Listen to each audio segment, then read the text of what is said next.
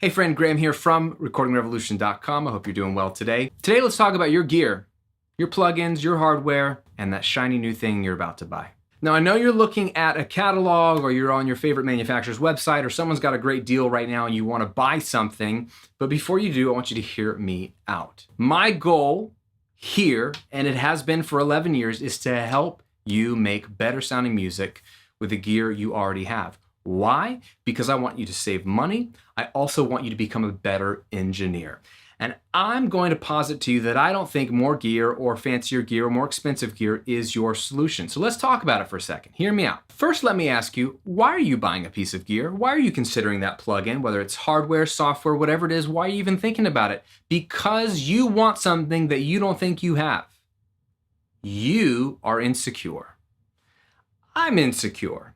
What I mean is you aren't happy with the state of your recordings or mixes. And so you're looking for a solution and you assume that that new plugin or that new microphone or that acoustic treatment or those new converters or whatever it is going to make the difference. It's finally going to be the thing that gets you that much closer to your goal. And there's a couple of problems with this mindset. One, it never ends. There's always something nicer you could buy or newer or someone else is using something. Never ends. It's an expensive way to live. It's really hard to just say, I'm only gonna buy this one thing, because once you go down that trail, we've all been there, you spend a lot of money, and guess what? Your recordings haven't gotten better, which leads me to the other thing. The reason your recordings haven't gotten better is because you are the bottleneck to your good recordings. You are the problem. I am the problem. If my recordings don't sound good yet or my mixes aren't where I want them to be yet, it's not a gear thing.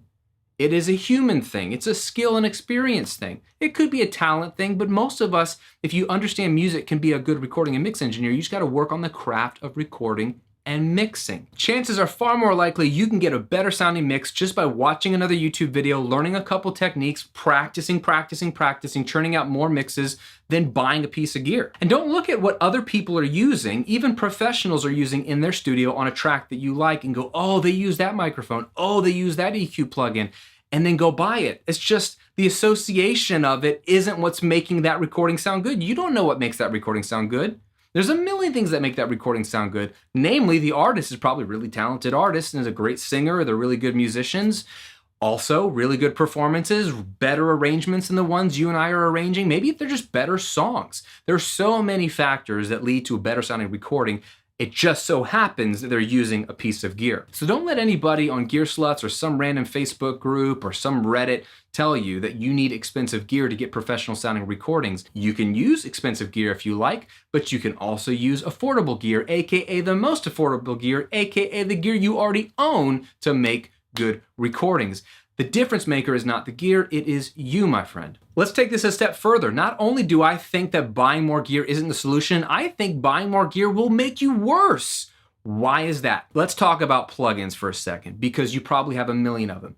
When you're mixing a song and you need to EQ it, and you open up your browser and you're looking for EQs and you go to the EQ folder and it has 100 EQs to choose from, what are you gonna pick?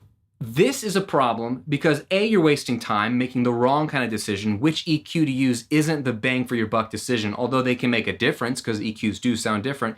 Not the biggest deal. What matters is what do you do with the EQ and how does that affect that track in relation to the rest of the mix? So you're wasting time choosing your EQ. You're also never getting good at EQ because you're swapping out the EQs. You're just choosing different plugins. You're never learning what the plugin itself does. If you only have one EQ and you use it all the time, you better believe you're going to learn that EQ inside and out. The same is true for microphones. It's fascinating how many people want to buy tons of different microphones. Now, I do like a variety of microphones for different sounds, especially if I'm doing client work, recording different singers. Let's talk about vocals for a second. Every human has a different voice. So every human needs the right combination of microphone for their voice. Now, you could argue that you could kind of compensate for an overly bright mic on a bright female vocal with some EQ later on.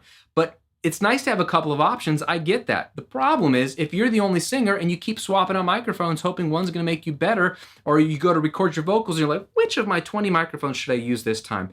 You're not getting the opportunity to learn a couple of things. How to use mic placement strategically, how to sing better into the microphone, how to have a better performance, how to then focus on the tuning and the tightening and the EQ and all that stuff of the vocal. You're spending all this time just swapping out mics. You never get to learn the one mic you do have. and the one voice you do have. So I think more options becomes a distraction. Barry Schwartz wrote this great book years ago called The Paradox of Choice. And when given so many choices, whether it's in the grocery aisle or it's in the gear catalog that comes at Christmas time from Sweetwater, the more choices you have, the less happy you are with your choice and the more paralysis you have of, I don't know what to do, because you're stuck choosing instead of creating, instead of improving as an engineer. I'm gonna tell you something. I try never to upgrade if I can avoid it. I don't like to upgrade my OS. I don't like to upgrade my DAW. I don't like to upgrade my plugins. I will use the same thing I bought from years ago as long as I possibly can until it breaks. The more you update something, the more something else needs to be updated. The more you update and change things, the more likely there is to be something that's broken or doesn't work as well. Now, I'm all for updates or upgrades when they improve my workflow, when they improve speed, when it's truly a better product that makes my life better. But 9 times out of 10, I will not upgrade and hold off for as long as humanly possible because I just want to use a tool and make a recording or make a mix. I don't want to just rotate tools because then I'm not really an engineer. I'm someone who buys things. A lot of times if you go into Nashville or LA or some of these studios where they're making major records and they're pumping out awesome stuff and you look at what version of Pro Tools they're using, it's always outdated. It's always old. Why? Because it's a pain in the butt to upgrade everything all the time. And if it's not broke, what? Don't fix it, because they know that the software and the gear isn't the thing. It's the people using it. It's the artist on the other side of the microphone. That's what matters. And finally, let's come back to the gear you have. Let's talk about stock plugins once and for all. Stock plugins are the plugins that come included in your software, whether it's GarageBand, Logic, Cubase, Pro Tools, Studio One, Reaper, whatever your program of choice is, you got some EQs, you got some compressors, you got some reverbs, delays, things like that.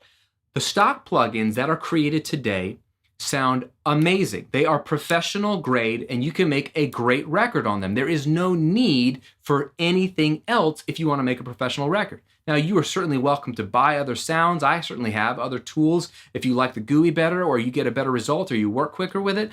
But don't believe for a second that you cannot get a professional recording with the stock plugins. That's weak thinking. It's going to hold you back because it pushes your focus on the wrong thing. I want your focus to always be on you, your craft, getting better at it, and the gear is just a means to an end. Buy what you want to buy, don't buy what you don't want to buy, but focus on you and your craft. So, am I against you buying something? No. I'm against you buying something for the wrong reasons. So before you go out and buy that thing, be honest with yourself why you're buying it. If you want to get better recordings and mixes, you don't need that thing. You need to focus on you. But if you want to buy that thing because it's fun, do it. Great. But just know why you're buying it. If you want to work on your craft, if you want to make better recordings and mixes, I want to give you something that can actually help. And I want to give it to you for free. It is an entire guide called my 6 Steps to a Radio Ready Song Guide. It's a simple PDF. It's going to walk you through every single step that you need to follow to make a professional recording. Because if you were to listen to any major recording that you've heard on the radio, on Spotify, whatever, it has gone through these 6 steps. I guarantee it. So what I've done is reverse engineered every song the process has to go through. Most home studio engineers are only doing 2, maybe 3 of these 6 steps. There are 3 more for the average home studio musician that they're skipping entirely. Follow all 6 of these steps.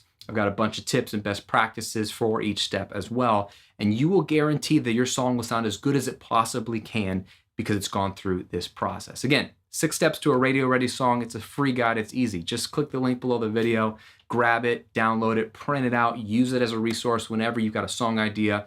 Or you can just go to radioreadyguide.com, pick it up there as well. As always, thanks for watching. Thanks for liking and subscribing to the channel. It means a ton. I hope you're staying safe and healthy. And I'll see you on another video real soon.